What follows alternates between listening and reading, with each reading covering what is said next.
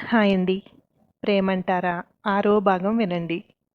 అలా రోజులు గడిచి ఎగ్జామ్స్ దగ్గర పడ్డాయి. చదువుపై దృష్టి పెట్టారు అక్షు, క్రిష్ ఇద్దరు. వీళ్ళ తీరు అర్థం కావడం లేదు అంది ప్రియ క్రిష్ అక్షుల ప్రవర్తన గమనించి. మనోడు ఓటమిని అంగీకరించలేకపోతున్నాడు అంతే అన్నాడు కుమార్ తేలికగా. మొదట్నుండి అదే లక్షణం ఇద్దరిది. ఎన్ని ఉన్నా చదువుపై దాని ప్రభావం పడనివ్వరు అంది ప్రియ సాలోచనగా. వాళ్లే సర్దుకుంటారు కొంత టైం ఇస్తే అన్నాడు కుమార్. అలా అయితే పర్లేదు కానీ వీడు నీలుతో క్లోజ్ అవుతున్నాడు అనిపిస్తోంది అంది ప్రియ. ఆమె గొంతులో చిన్న భయం. వాళ్ళిద్దరూ ఫ్రెండ్స్. ఇద్దరూ ఓటమిని అంగీకరించే ప్రయత్నంలో ఉన్నారు. దాని గురించి నువ్వు ఎక్కువగా ఆలోచించకు అన్నాడు కుమార్ తేలికగా. అటు దుర్గా ప్రసాద్ కూడా గమనిస్తున్నారు. అదే ఆలోచిస్తున్నారు వాళ్ళిద్దరూ కూడా. వాళ్ళంతట వాళ్ళు చెప్పే వరకు చూద్దాం. ఎగ్జామ్స్ అయ్యేసరికి అన్నీ సరవుతాయి అన్నాడు ప్రసాద్ నమ్మకంగా. ఏం సరవుతాయో ఏంటో. అక్షు ముఖం వాడిపోయి ఉంటోంది. దాని ముఖంలో నిరాశ నేనెప్పుడూ చూడలేదు. ఇప్పుడు స్పష్టంగా కనిపిస్తోంది అంది దుర్గా. నువ్వు కంగారు పడకు. దాని లైఫ్ డిసిషన్స్ అది తీసుకోగలదు. ఎవరు ఏంటి అన్నది దానికి బాగా తెలుసు. అన్నీ సెట్ అవుతాయి అన్నాడు ప్రసాద్. ఎగ్జామ్స్ అయ్యాక కూడా ఇద్దరిలో మార్పు రాలేదు. క్రిష్లో గిల్టీ ఫీలింగ్ పోయింది. నన్ను ఇంతగా ఇష్టపడుతోంది.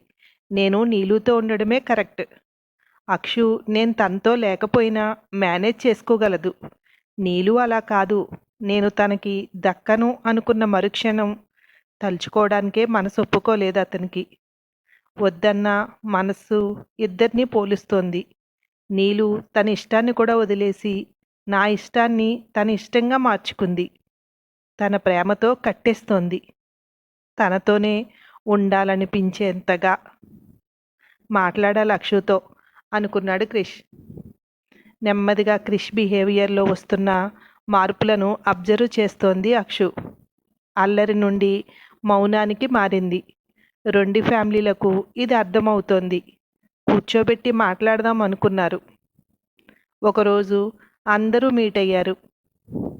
ఏంటి మీ ఇద్దరు ప్రాబ్లం? ఎందుకు ఇలా ఉంటున్నారు అన్నాడు కుమార్ మొదలు పెడుతూ.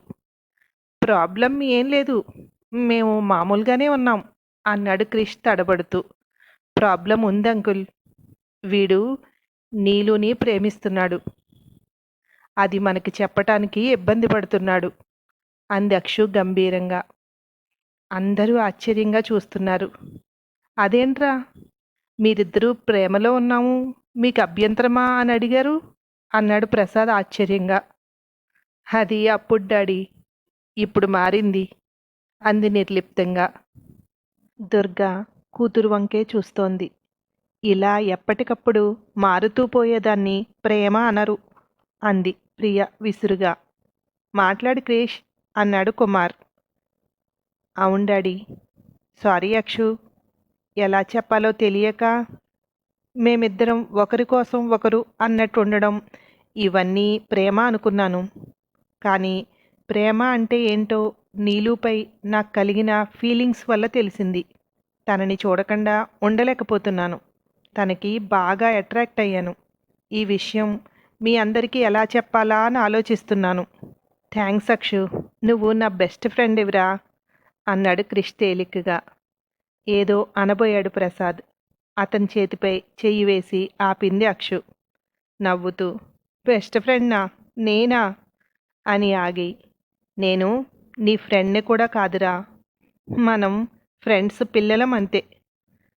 నన్ను నువ్వు ఫ్రెండ్గా కూడా ట్రీట్ చేయలేదు. ఫ్రెండ్ అనుకుంటే నీకు నీలుతో ఏర్పడుతున్న అట్రాక్షన్ గురించి చెప్పేవాడివి. నీకు నేను ఏమవుతానో నాకే తెలియడం లేదు. బహుశా నీ ఎక్స్ని అని లోపలికి వెళ్ళిపోయింది. అందరికీ తేరుకోవడానికి కొంత సమయం పట్టింది. కుమార్ క్రిష్ భుజంపై చేయి వేసి, నిజం చెప్పు, ఇదంతా మమ్మల్ని ఏడిపించడానికి కదా అన్నాడు ఆశగా. మాట్లాడకుండా ప్రసాద్, దుర్గా ఇద్దరూ లోపలికి వెళ్ళిపోయారు. క్రిష్ చెంప చెళ్ళుమనేలా ఒక్కటిచ్చాడు కుమార్. దాని మనసుతో ఆడుకుంటున్నావు నువ్వు అంటూ లోపలికి వెళ్ళిపోయాడు. దగ్గరగా వెళ్ళి, ఏంట్రా ఇది అంది ప్రియ. నా మనసమ్మ ఇది అని లేచి లోపలికి వెళ్ళిపోయాడు. ప్రియ అక్కడే కూర్చుని ఉండిపోయింది. లోపలికొచ్చిన ప్రసాద్, దుర్గా ఇద్దరూ అక్షు రూమ్కి వెళ్ళారు. ఇద్దరినీ చూసిన అక్షు, రండి, డోంట్ వర్రీ డాడీ, నేను మీ కూతుర్ని, వాడికి నేను ఏమీ కాను అన్నది చాలా కష్టంగా ఉంది, కానీ దానిని అధిగమించాను. మీకు ఇప్పుడు తెలిసింది. నాకు వాడు డిబేట్ కోసం వెళ్తున్నప్పుడే గ్రహించాను. వాడు వచ్చాక కన్ఫర్మ్ అయ్యింది. ఎంతైనా ఫ్రెండ్ని కదా, వాడి మనసు నాకు తెలుసు. నేను వాడిని నాకంటే ఎక్కువగా ప్రేమించాను. అందుకే వాడికి అడ్డంగా ఉన్న నా ప్రేమను తప్పించాలి అనుకున్నాను. కానీ డాడీ, మా వల్ల మీ ఫ్రెండ్షిప్ చెడదు, నాకు తెలుసు. మీది మంచి ఫ్రెండ్షిప్. మీరు ఒకరినొకరు బాగా అర్థం చేసుకోగలరు. నేను మంచి ఫ్రెండ్ని కూడా కాలేకపోయాను. గొంతు దుఃఖంతో పూడుకుపోయింది. ప్రసాద్, దుర్గా ఇద్దరు అమాయకంగా అల్లరిగా ఉండే అక్షు అలా మాట్లాడుతుంటే వారికి మాటలు రాలేదు. తలుపు బయటే నిలబడి వీరి మాటలు విన్న కుమార్ కూడా ఆశ్చర్యపోయాడు. లోపలికి వస్తూ, నువ్వు నీ బెస్ట్ ఇచ్చావురా, తీసుకోకపోవడం వాడి కర్మ అన్నాడు. రెండంకుల్ అంది అక్షు లేచి నిలబడి. వాడికి నీ మీద ప్రేమ పోలేదురా, వాడు తెలుసుకోలేకపోతున్నాడంతే అన్నాడు కుమార్ అక్షు దగ్గరగా వచ్చి. అదే నా బాధ అంకుల్, వాడు నేను లేకుండా ఉండగలను అనుకుంటున్నాడు అంది బాధగా. లైట్ తీసుకో అని చెప్పను, కానీ నీ విలువ వాడికి తెలిసే రోజు వస్తుంది అన్నాడు కుమార్ అక్షు భుజం మీద తడుతూ. నవ్వింది. నువ్వింత ధైర్యంగా మేనేజ్ చేయడం నాకు చాలా ఆశ్చర్యంగా ఉంది అన్నాడు మళ్ళీ. పరిస్థితులు అన్నీ నేర్పిస్తాయి అంకుల్ అంది బలవంతంగా నవ్వుతూ. ఆ నవ్వులో జీవం లేదు. గుడ్ నైట్ రా అని బయటికి వెళ్ళిపోయాడు కుమార్. డాడీ, నేను అత్తయ్య వాళ్ళ ఇంటికి వెళ్ళాలి అనుకుంటున్నాను అంది ఏదో నిశ్చయానికి వచ్చినట్టు. అక్కడ నీకు బోరు కొడుతుంది, నువ్వు ఉండగలవా అన్నాడు ప్రసాద్ కూతుర్నే చూస్తూ. అది ఒకప్పుడు డాడీ, ఇప్పుడు నేనున్న పరిస్థితికి నాకు అక్కడే కరెక్ట్గా ఉంటుంది అంది. సరే, నేను వస్తాను నిన్ను దింపి రావటానికి అన్నాడు ప్రసాద్. అతనికి అదే కరెక్ట్ అనిపించింది. నేను వస్తాను మీతో అంది దుర్గా. సరే, అందరం కలిసే వెళ్దాం అన్నాడు ప్రసాద్. మర్నాడు ఉదయం బయలుదేరారు. కుమార్, ప్రియ ఇద్దరూ కనిపించారు. క్రిష్ కోసం చూసింది. ఇంకా లేవలేదు అనుకుంది అక్షు. దారిలో ప్రసాద్, వాడికి ఒక్కసారి చెప్పవలసింది నువ్వు వెళ్తున్నట్టు అన్నాడు చిన్నగా. డాడీ ప్లీజ్, ఇక ఆ టాపిక్ తీసుకురాకండి ప్లీజ్, వీటికి నేను దూరంగా ఉండాలి అనుకుంటున్నాను అంది అక్షు ముఖం పక్కకు తిప్పుకుంటూ. ఎవరూ మాట్లాడలేదు. అక్కడికి చేరటానికి 4 గంటలు పట్టింది. దారిలో ఒకసారి ఆగి కొంచెం రిలాక్స్ అయ్యారు. ఆ ఇంటి దగ్గర కారు ఆగడమే ఆలస్యం.